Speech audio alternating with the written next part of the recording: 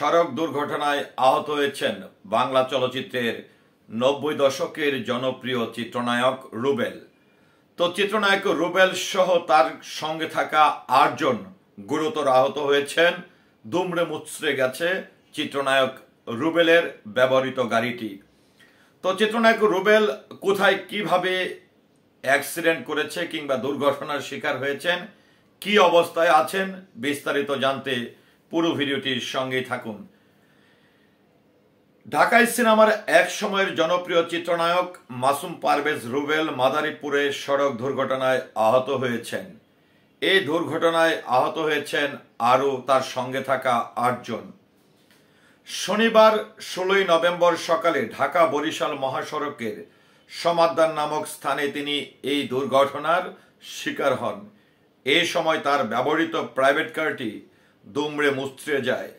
স্থানীয় সাংবাদিকরা বিষয়টি নিশ্চিত করেছেন। বড় ভাই সোহেল রানার হাত ধরে চলচ্চিত্রে এসেছিলেন চিত্রনায়ক রুবেল। ১৯৮৬ সালে পরিচালক শহীদুল ইসলাম খোকনের লড়াকু দিয়ে চলচ্চিত্রে অভিষেক হয় এই জনপ্রিয় চিত্রনায়কের। প্রথম সিনেমা ব্যবসায়িকভাবে সফল হয়, তারপর শুধুই এগিয়ে গেছেন।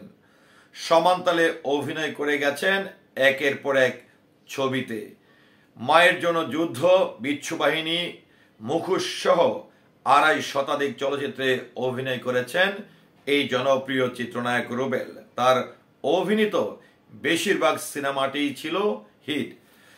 তো যাই হোক, চিত্রনায়ক রুবেল ভাই বরিশালে যাওয়ার পথে আসলে মাদারীপুরে তিনি সড়ক দুর্ঘটনায় শিকার হয়েছেন এবং এই দুর্ঘটনায় তার সঙ্গে থাকা আরও ৮ জন গুরুতর আহত হয়েছেন। বর্তমানে তিনি চিকিৎসাধীন অবস্থায় আছেন। আমি আমার ব্যক্তিগত জায়গা থেকে চিত্রনায়ক রুবেল ভাইয়ের সুস্থতা কামনা করছি। আল্লাহ তাআলা যেন তাকে তাড়াতাড়ি সুস্থ করে তোলেন এবং আল্লাহ তাআলার কাছে শুকরিয়া আদায় করছি।